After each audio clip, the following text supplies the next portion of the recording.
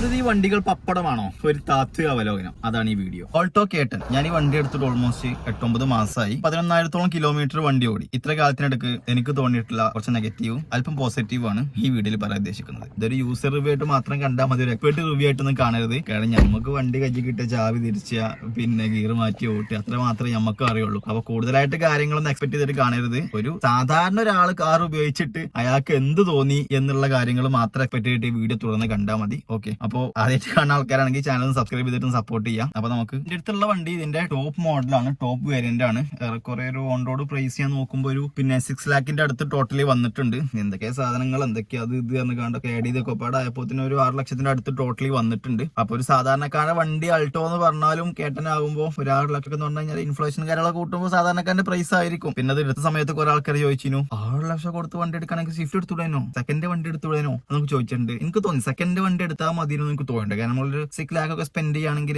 Better ആയിട്ടുള്ള ഒരുപാട് വണ്ടികൾ കിട്ടാറുണ്ട്. പിന്നെ നമുക്ക് എന്താ വെച്ചാൽ പുതിയ വണ്ടി എടുക്കുമ്പോഴുള്ള ഒരു ഫീൽ ഉണ്ടല്ലോ, അതിനുമായിട്ടാണ് സത്യം പറഞ്ഞാൽ ഞാനൊരു പുതിയ വണ്ടിയിലേക്ക് നോക്കി. ഇതിന് മുമ്പ് ഞാൻ ഉപയോഗിച്ചത് ഷെവർലെറ്റ് ആയിരുന്നു, എന്റെ സ്പാർക്ക് ആയിരുന്നു. അത് അത്യാവശ്യം നല്ല ബിൽഡ് ക്വാളിറ്റി ഒക്കെ ഉണ്ട്. ഇതിൽ എനിക്ക് ആ ഒരു കമ്പയർ ചെയ്യുമ്പോൾ ബിൽഡ് ക്വാളിറ്റി ഒരുപാട് ലോ ആയിട്ടാണ് ഫീൽ ചെയ്തിട്ടുള്ളത്. നമ്മളൊരു 80ന്റെ മുകളിലൊക്കെ പോവുകയാണെങ്കിൽ, ഞാനിപ്പോ നാളെ ടെസ്റ്റ് ചെയ്യാൻ വേണ്ടിയിട്ട് പിന്നെ നാളെ തമിഴ്നാട് പോയ സമയത്ത് ജസ്റ്റ് ഒന്ന് റോഡ് കിട്ടിയപ്പോൾ ഒന്ന് ഓട്ടി വെക്കുന്നു. 80ന്റെ മുകളിൽ പോകുമ്പോൾ നമുക്കൊരു അൺകംഫർട്ട് ഫീൽ ചെയ്യുന്നുണ്ട്. അതിന്റെ താഴെ നമ്മൾ നോർമൽ സ്പീഡിൽ പോവുകയാണെങ്കിൽ ഓക്കെയാണ്, മൈലേജും അത്യാവശ്യം കുഴപ്പമില്ലാതെ കിട്ടുന്നുണ്ട്. ഒരു പറയണത് 24 ആണെങ്കിലും അത്യാവശ്യം കുഴപ്പമില്ലാത്ത മൈലേജ് കിട്ടുന്നുണ്ട്. ഇതിന് മുമ്പ് ആൾട്ടോ കൊണ്ടുകൊണ്ട് ഒരു അപ്ഗ്രേഡ് ആയിട്ടാണ് ആൾട്ടോ കേട്ടന് വന്നത്. അപ്പോൾ ആൾട്ടോ കൊണ്ടുകൊണ്ടേക്കാളും നമുക്കൊരു സീറ്റിംഗ് പൊസിഷൻ എനിക്കൊന്ന് കംഫർട്ട് ആയി തോന്നുന്നുണ്ട്. ഞാൻ മറ്റേ ഫ്രണ്ടിന്റെ വണ്ടി ഓട്ടോ വെക്കിയിട്ടുണ്ടായിരുന്നു. അപ്പൊ അതിനെക്കാട്ടും ഒന്ന് സീറ്റിംഗ് പൊസിഷൻ എനിക്ക് കംഫർട്ട് ആയിട്ട് തോന്നുന്നുണ്ട്. പിന്നെ മാരുതി പപ്പടാണോ ചോദിച്ചു കഴിഞ്ഞാൽ ഇതിന്റെ ബിൽഡ് ക്വാളിറ്റി ആണല്ലേ ഭയങ്കര ചീപ്പ് ക്വാളിറ്റി ആണ്. ഒരുപാട് ഇതിൽ എനിക്കത് ഒരുപാട് ഫീൽ ചെയ്യുന്നുണ്ട്, ചീപ്പ് ക്വാളിറ്റി ആണെന്നുള്ളത്. ആൾട്ടോ കേട്ടൻ സത്യം പറഞ്ഞാല് ഷിഫ്റ്റിന്റെയും സെലേറിയന്റെയും കൂട്ടിയായിട്ടാണ് എനിക്ക് ഫീൽ ചെയ്യുന്നത്. കാരണം ബാക്ക് നോക്കിയാൽ സെലേറിയന്റെ ഒരു ചെറിയ ഫീല് വരുന്നുണ്ട്, മുമ്പാണെങ്കിൽ സ്വിഫ്റ്റിന്റെ ഒരു ചെറിയ ഫീലും വരുന്നുണ്ട്. അവരെ കുട്ടിയാണത്, ചെറിയ കുട്ടിയാണല്ലോ, വളരുന്നുള്ളൂ. പിന്നെ അത്രയ്ക്കാണ് പറയാനുള്ളത്. അത്യാവശ്യം കുഴപ്പമില്ല. ഞാനാണല്ലേ നമുക്കിപ്പോ ഡെയിലി ഓഫീസിൽ പോകാനും മാസത്തിൽ ഒരിക്കലും ട്രിപ്പ് പോകാനൊക്കെ ഇതൊക്കെയാണ്. പക്ഷെ അത് നമുക്ക് അപ്ഗ്രേഡ് ചെയ്യണം. പിന്നെ എനിക്ക് തോന്നുന്ന നെഗറ്റീവ് എന്താ വെച്ചാൽ ബിൽഡ് ക്വാളിറ്റി ആണ് കേട്ടോ. ബിൽഡ് ക്വാളിറ്റിന്റെ കാര്യത്തിൽ മാറി ഒന്നും കൂടി ഇതാക്കണം. നമ്മൾ ശ്രദ്ധിച്ചാൽ പോലും, നമ്മളിപ്പോ എത്ര ശ്രദ്ധിച്ചാൽ പോലും ചില ആൾക്കാർ ബാക്കിൽ വന്നിട്ട് തോണ്ടിപ്പോകും, അല്ലെങ്കിൽ മുമ്പിൽ വന്നിട്ട് തോന്നും. എല്ലാവരും ഒരേപോലെ ആകണമെന്നില്ലല്ലോ, പല മനുഷ്യന്മാരും പല ഇതിലല്ല പോണത്. അപ്പൊ കഴിഞ്ഞ ദിവസം ഞാൻ വെറുതെ നിർത്തിയിട്ട് ഒന്നിട്ട് ഇറങ്ങിയതായപ്പോൾ തന്നെ ജീപ്പാരും ബാക്കിൽ മെല്ലെ തോണ്ടിട്ടുള്ളൂ. അപ്പൊ അതിന് ബാക്കിൽ ചെറിയൊരു ഇതായി. അപ്പോ എന്താ പറയാ, അങ്ങനെയൊക്കെ ആകുമ്പോൾ നമ്മൾ എത്ര ശ്രദ്ധിച്ചാലും ഇതുണ്ടാവും. ബിൽഡ് ക്വാളിറ്റി ഒന്ന് മെച്ചപ്പെടുത്തണം. ബാക്കി നെഗറ്റീവ് പറയാൻ നമുക്ക് ഒരുപാട് നെഗറ്റീവ് പറയാം. വെന്റിലേറ്റഡ് സീറ്റ് ഇല്ല, സൺറൂഫ് ഇല്ല, അങ്ങനെ കുറെ പറയാം. 6 എയർ ബാഗ് ഇല്ല, അങ്ങനെ പലതും പറയാം. പക്ഷെ എന്താ വെച്ചാൽ നമ്മൾ ഈ ഒരു പ്രൈസ് റേഞ്ചും കൂടി നമ്മൾ നോക്കണല്ലോ. 6 ലക്ഷം റുപ്യക്ക് ഇതിപ്പോ വേറെ കോമ്പറ്റീറ്റേഴ്സ് ഒന്നും ഇല്ലാത്തതുകൊണ്ട് നമുക്ക് ഇതേ കിട്ടുള്ളൂ എന്ന് പറയാം. പിന്നെ ഞാൻ കിഡ് നോക്കിയിട്ടുണ്ടായിരുന്നു. കിഡിന്റെ കാര്യം പറഞ്ഞാൽ അതിലേക്കാളും കഷ്ടമാണ്.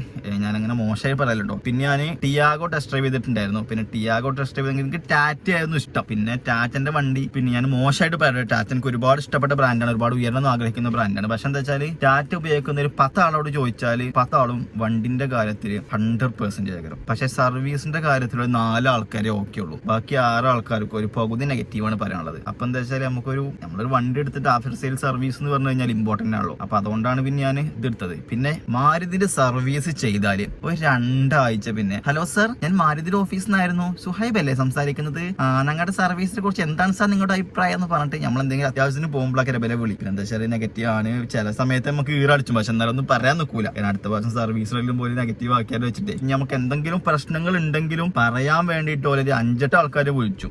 അപ്പൊ അതാണ് അവസ്ഥ. അപ്പൊ അത്യാവശ്യം സർവീസ് കാര്യങ്ങളൊക്കെ എനിക്ക് ഓക്കെയാണ്. പിന്നെ വേറെ കാര്യം പറയുന്നത് വെച്ചാല് ഈ വണ്ടി ഞാനൊരു മാരുതി, സത്യം പറഞ്ഞ ഞാനൊരു മാരുതി വിരോധിയാണ്. മാരുതി വണ്ടികൾ പപ്പടാണ്, ഒരിക്കലും മാരുതി വണ്ടി എടുക്കൂല എന്ന് കരുതിയ ഒരാളേനു. പക്ഷെ ഇന്നെ കൊണ്ട് ഈ മാരുതി എടുപ്പിച്ചതിന്റെ സെയിൽസ്മാൻ സജ്ജാദ് പറയും, നമ്മളെ നാട്ടുകാരൻ തന്നെയാണ്. അപ്പൊ ഓൻ വന്നുകാണ്ട് പറയും, ഇന്നെക്കാളൊരു വയസ്സ് 2 വയസ്സ് കൂടുതൽ ഓൻ വിളിക്കും, ഷുഹൈബക്ക എന്തായി വണ്ടി പിന്നെ എടുക്കാനായോ, നമ്മളെ ഇപ്പൊ ഓഫർ ഉണ്ടല്ലോ, നമുക്ക് ഇപ്പൊ നിങ്ങൾക്ക് ആണെങ്കിൽ നമുക്ക് ഇൻഷാല്ലാ ഓഫറൊക്കെ സെറ്റ് ആക്കി തരാം എന്നൊക്കെ പറഞ്ഞ് ഓന്റെ സ്റ്റാറ്റസും ഈ ചങ്ങായി ഇങ്ങനെ ആക്കൂട്ടോ. ഞാൻ മോശമായിട്ട് പറയല്ലോ. അങ്ങനെ ആക്കുമ്പോ സത്യം പറഞ്ഞാല് ഞാനൊരു മാരുതി ഫാനായി. അപ്പൊ പിന്നെ ഞാൻ വിചാരിച്ചു എന്നാ പിന്നെ മാരുതി തന്നെ എടുക്കാം, തവക്കലത്ത് വരല്ലാന്ന് കരുതിയിട്ട് മാരുതി. ഇപ്പൊ അൽഹംദുലില്ലാ ഇതുവരെ പ്രശ്നങ്ങളൊന്നും ഇല്ല. ഇപ്പൊ എന്തായാലും ഇൻഷാല്ലാ അപ്ഗ്രേഡ് ചെയ്യണം എന്തായാലും. ഇപ്പൊ എന്തായാലും അൽഹംദുലില്ലാ കുഴപ്പമില്ല, ഓക്കെയാണ്. അപ്പൊ ഈ വണ്ടി ഇത്രയൊക്കെയാണ് പറയാനുള്ളത്. നെഗറ്റീവായിട്ട് കൂടുതലും പറയാനുള്ള നമ്മളല്ലേ മൈലേജിൽ ഓക്കെയാണ്. ബിൽഡ് ക്വാളിറ്റി ആണ് എനിക്ക് ചെറുതായിട്ട് ഇതിലുള്ളത്. ബാക്കി കാര്യങ്ങളൊക്കെ ഓക്കെയാണ്. നമുക്ക് നോർമൽ സ്പീഡ് ഒരു 60-70 മെയിൻറ്റെയിൻ ചെയ്ത് പോവുകയാണെങ്കിൽ അത്യാവശ്യം കുഴപ്പമില്ല. ബ്രേക്കിംഗ് ഓക്കെയാണ്. പുതിയ വണ്ടിയല്ലേ, അപ്പൊ ആ ഒരു കാര്യങ്ങളൊക്കെ ഉണ്ട്. പിന്നെ ഇപ്പൊ എല്ലാ വണ്ടികളും അത്യാവശ്യം കോമ്പറ്റീറ്റേഴ്സ് കൂടിയോണ്ട് ആ ഒരു നിലവാരമൊക്കെ മെയിൻറ്റെയിൻ ചെയ്ത് പോകുന്നുണ്ട്. അപ്പൊ അൽഹംദുലില്ലാ അത്യാവശ്യം കുഴപ്പമില്ലാതെ AC ആണെങ്കിലും സ്ക്രീൻ ആണെങ്കിലും എല്ലാം അത്യാവശ്യം കുഴപ്പമില്ലാതെ ഇതാണ്. പിന്നെ വേറെ നെഗറ്റീവ് പറയാൻ പാടില്ല, നെഗറ്റീവ് പറയാണെങ്കിൽ പിന്നെ ഇതൊക്കെ പറയാം, പക്ഷെ നമ്മളെ പ്രൈസ് റേഞ്ച് കൂടി ആലോചിക്കണം. അപ്പോൾ ഓൾ ഓവർ ഓക്കെയാണ്. പിന്നെ ഈ വീഡിയോ ഇഷ്ടപ്പെട്ടിട്ടുണ്ടെങ്കിൽ സബ്സ്ക്രൈബ് ചെയ്തിട്ട് ഇവിടെ കൊണ്ടേ വെക്കണം. ഡ്രൈവിംഗ് കംഫർട്ട് ആണെങ്കിലും അത്യാവശ്യം ഓക്കെയാണ്. ഞാൻ ഓക്കെയാണ് കേട്ടോ. നമ്മളിപ്പോ ഈ ചെറിയ വണ്ടി ഓട്ടിക്കാണ്ട് ഇതാകുമ്പോ ഓക്കെയാണ്. വലിയ വണ്ടി ഓട്ടിക്കാണ്ട് മാരുതി പോരാ എന്ന് പറഞ്ഞിട്ട് കാര്യമില്ല. നിങ്ങൾക്ക് അതാണ് കംഫർട്ട്. ഈ ചെറിയ വണ്ടി ഓടുന്ന ആൾക്കാരെ സംബന്ധിച്ചിടത്തോളം ഇറ്റ്സ് ഇനഫ്.